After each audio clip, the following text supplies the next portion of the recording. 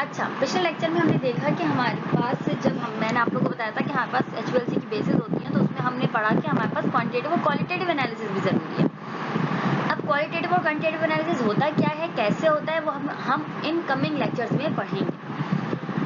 देखिए, क्वांटिटेटिव का मतलब होता है कि जब हम क्वांटिटी पता करने की कोशिश करो। क्वांटिटी मतलब कि अगर लेट्स सपोज हमारे पास ग्लूकोज है, तो ग्लूकोज कितने परसेंट है, ग्लूकोज कितनी कंसंट्रेशन में, ये हम क्वांटिटी पता कर रहे हैं। लेकिन अगर हमारे पास ये नहीं पता कि ग्लूकोज है या नहीं है, और हम ये देखना चाहते हैं कि ग्लूकोज है, फ्रक्टोज है, माल्टोज है या क्या है, तो जो हम काम करेंगे वो हम कहलाएंगे क्वालिटेटिव। इसका मतलब होता है कि अब हम उस कंपोनेंट की क्वालिटी पता कर रहे हैं। क्वालिटी मतलब हम ये पता कर रहे हैं कि वो असल में है क्या। जब हम ये पता कर रहे हो कि वो है क्या, तो वो क्वालिटेटिव एनालिसिस कहलाती है। और जब हमें ये पता हो कि वो क्या है और हम उसकी कंसंट्रेशन पता करना चाह रहे हो, तो वो क्वांटिटेटिव एनालिसिस कहलाई जाती है। HPLC से हम क्वालिटेटिव और क्वांटिटेटिव दोनों कर सकते हैं। बहुत सारे इंस्ट्रूमेंट ऐसे होते हैं जो किसी एक काम के लिए होते हैं, either they perform quantitative analysis और क्वालिटेटिव एनालिसिस। मगर एक अच्छा इंस्ट्रूमेंट वो होता है जो क्वालिटेटिव और क्वांटिटेटिव दोनों कर सके। HPLC वो इंस्ट्रूमेंट है जो कि हमें क्वालिटी भी बता सकता है और हमें क्वांटिटी भी बता सकता है। तो हमारे पास के मुख्तलिफ मेथड्स होते हैं कि कब कैसे हम इसकी क्वांटिटी पता करें और कैसे हम इसकी क्वालिटी पता करें। ठीक है, बहुत दफा हम एक ही रन में हम इसकी क्वालिटी भी पता कर रहे होते हैं और क्वांटिटी भी पता कर रहे होते हैं, लेकिन जो हमारे पास डेली यूज के रन होते हैं, जैसे कि मैं आपको बताया कि ये फार्मास्यूटिक्स में बहुत इस्तेमाल होता है, डेली बेस एनालिसिस होती है, तो हमें पता ही होता है कि कंपाउंड्स कौन से हैं, लेकिन हमें ये देखना होता है कि क्या जो कंसंट्रेशन हमने रखी थी एग्जैक्टली वही कंसंट्रेशन मौजूद है या नहीं। तो फिर हम उसकी क्वालिटेटिव भी साथ में कर लेते हैं, क्वांटिटेटिव भी कर लेते हैं। तो हमारे पास डिपेंड करता है कि हमारी नीड क्या है, लेकिन ये इंस्ट्रूमेंट वैसे दोनों ही कामों के लिए इस्तेमाल होता है, quantitative as well as qualitative. अच्छा, ये मेथड जिनके जरिए हम इसकी क्वालिटी या क्वांटिटी पता करें, अराउंड 4 तरह के मेथड्स हैं। बीच में और छोटे-छोटे हैं, लेकिन बेसिकली जो बहुत ज्यादा यूज होते हैं वो 3 तरह के हैं। एक है हमारे पास पीक नॉर्मलाइजेशन मेथड, एक है एक्सटर्नल स्टैंडर्ड, एक है इंटरनल स्टैंडर्ड और डाइल्यूटेड स्टैंडर्ड मेथड। ये 4 तरह के मेथड है, जिनमें से जो ऊपर वाले 3 है, पीक नॉर्मलाइजेशन, एक्सटर्नल स्टैंडर्ड और इंटरनल स्टैंडर्ड, ये ज्यादा इस्तेमाल होते हैं। कौन सा कब इस्तेमाल होता है और कौन सा कब हमें रिजेक्ट करके दूसरे की तरफ जाना पड़ता है, ये हम जब इनको इंडिविजुअली डिस्कस करेंगे तो हम देख लेंगे। लेकिन बेसिकली यही 3 मेथड है जो कि हम मोस्टली यूज करते हैं फॉर क्वांटिटेटिव एनालिसिस और qualitative analysis for a particular compound. देखिए, जैसे कि हमने डिस्कस किया कि जब हमारे पास बेसिक मकसद क्या होता है, हमारा मकसद ये होता है कि क्या कंपाउंड है क्या। तो ये हम देख रहे होते हैं कि हम इसकी क्वालिटी चेक कर होते हैं कि वो है क्या। अगर आप ऊपर वाला स्पेक्ट्रा देखें तो उसमें हमने ये शो किया कि हमें सारे कंपाउंड अननोन है, हमें नहीं पता कौन सा कंपाउंड क्या, और सब पे एक क्वेश्चन मार्क बना हुआ है। इसका मतलब है कि हम आइडेंटिफाई करना चाहते हैं कि कौन सा कंपाउंड, कि इसके अंदर जो पीक्स आई हैं वो किस कंपाउंड की और कौन सा कंपाउंड क्या है। फिर अगर हम उसी को रेफरेंस स्टैंडर्ड के जरिए मैच करें, तो आप लोग देख सकते हैं कि इसमें टोटल 1 से 2 पीक्स ऐसी हैं, बल्कि एक ही पीक ऐसी है जो कि एग्जैक्टली उसी टाइम, उसी रिटेंशन टाइम, उसी रिटेंशन वॉल्यूम पर आ रही है। इसका मतलब है कि यही वो पीक है जो कि हमारे रेफरेंस से मैच कर रही है। फिर हमने उसका यूवी करके हमने बिल्कुल ही कंफर्म कर लिया, यूवी नहीं करके हमें बिल्कुल ही कंफर्म कर लिया कि अच्छा यही वो, मतलब यूवी का डिटेक्टर था। हमने उसको मजीद इलैबोरेट कर लिया जब अपनी पीक को, तो वो पीक मैच कर गई। इसका मतलब है कि एग्जैक्टली यही वो पीक कंपाउंड था जो कि हमारे अननोन स्पेक्ट्रा में मौजूद था, जो कि हमने नोन के जरिए पता कर लिया। ये कहलाती है क्वांटिटेटिव एनालिसिस, कि हमने एक अननोन कंपाउंड को नोन कंपाउंड से मैच करके पता कर लिया कि वो क्या था। For this, first we have to know that what the qualitative analysis is. Qualitative analysis is nothing but to know the quality of a substance. Either if we are talking about sugar, then which kind of sugar is this? Either glucose, fructose, maltose, galactose. Or if we are talking about rings, then which kind of ring is this? Benzene, anthracene, noluene, naphthalene. The basic thing which I wanted to describe is that in qualitative analysis, we wanted to know the quality of a substance, that what is the basic compound. For this particular purpose, to know the quality of a substance, we have two methods. One is that the sample is completely unknown and we do not have anything to do it. Then how to attempt to quantify it, we will discuss in the coming next slide. But if we have some standards and we have some sample components, and then what we will do, we will have some standards and we will match with the standards, and the procedure will be will be different from that of the second case. There are two cases in which, in number one case, we have some known chromatograms and some known standards, and second we have completely unknown sample and we do not know anything at all about the sample.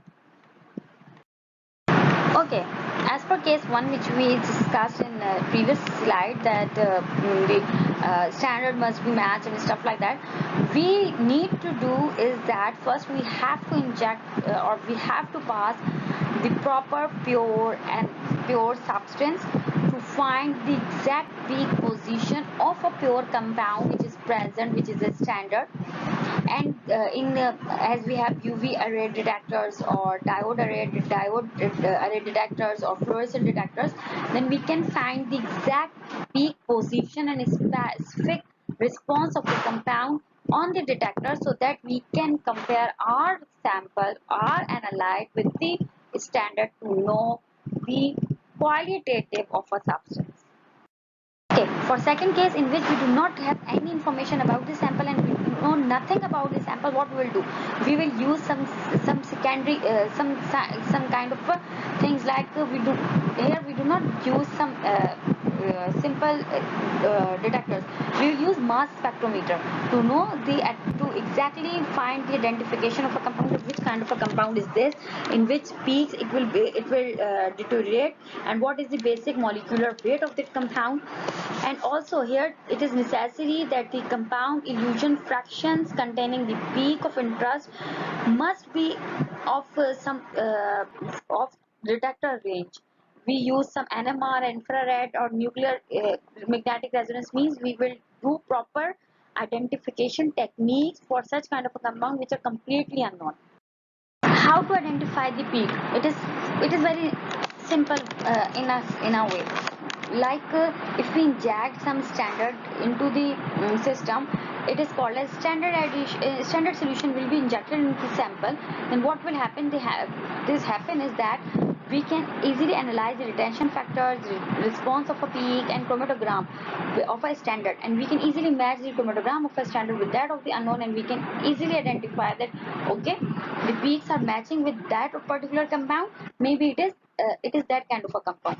So by identifying, we have to match the peak with some known compound, with some standards.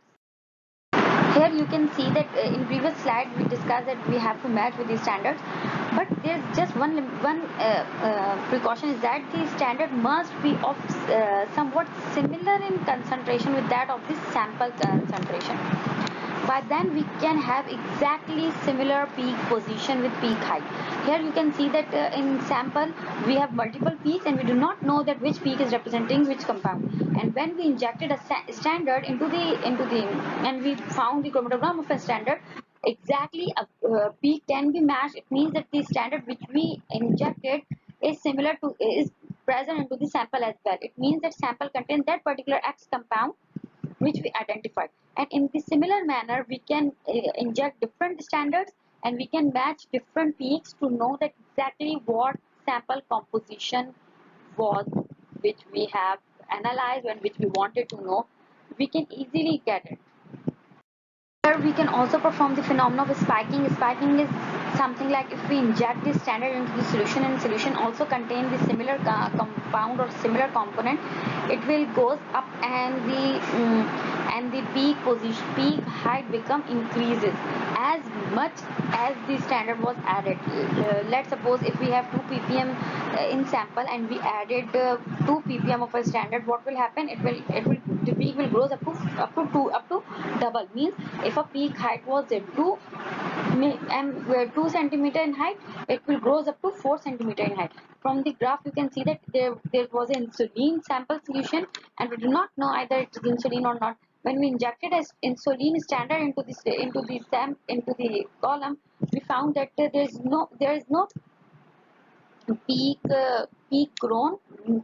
did not grow up, but some other peaks are also appeared. It means that the compound was not insulin. But if the compound was insulin and we injected the insulin, what happened? The insulin peak grows up to double. It means that the or increased as much the standard was added, which shows that yes, there was insulin into the sample. By only relying on the peak position of a chromatogram is not reliable thing. Na? If we are getting the exact peak position of a standard in the sample, yes, there is 80 to 90% chances that the compound is exactly what we are referring to, and what we are thinking that yes, it will be that as per standard, but it is not 100% surety that yes, the compound will be that. So what we will do is that we will take that element and we'll perform some other detection, like if it is UV active, we'll perform some UV, and if both standard and sample is giving exactly same peak position, peaks, it means that yes, it is that particular compound. Or we'll do its mass. If both the mass are identical, it means that yes, the standard and the sample were matched, and the identification which we were made was identical and was authentic and was obvious and pure, so we can rely on it. Now here's a little bit of summary which I just taught in last 3 slides to you, is that either the peak can be matched with the standard peak, or from the data present into the library you can match your peak with the data present into the library with the referred compound. Means you can have a standard compound with their peaks in the library, and you can match your peak position with those library searches, or you can have a logarithm matches, or you can again run the UV spectra if it is more match for UV, or you can do its mass spectrum and find the exact peak high, peak mass and stuff. Then you can say yes, it is that particular compound. It is just a summary of last slide. It is simply just to check the purity of a peak. If peak is pure, then you will have exactly the similar ratio of the two signals, and if the peak is impure, the ratio will be different. If the ratio is different, you will find it means ratio between A and B. If you are passing this sample 2 times, signal A and signal B will you can observe it from the upper graph. And if the signals are matched, means the peak is pure, and if the signals are not matched, means the peak is impure. If their ratio signals are not matched, means the peak is impure. You can see from graph up and graph and below graph that the peak A was impure, whereas the peak B was pure. Why? Because in peak B there is a much matched peak heights and peak positions, whereas in second peak the peak height was not matched, and it means that their ratio was also disturbed. As a result, it shows that it is impure peak.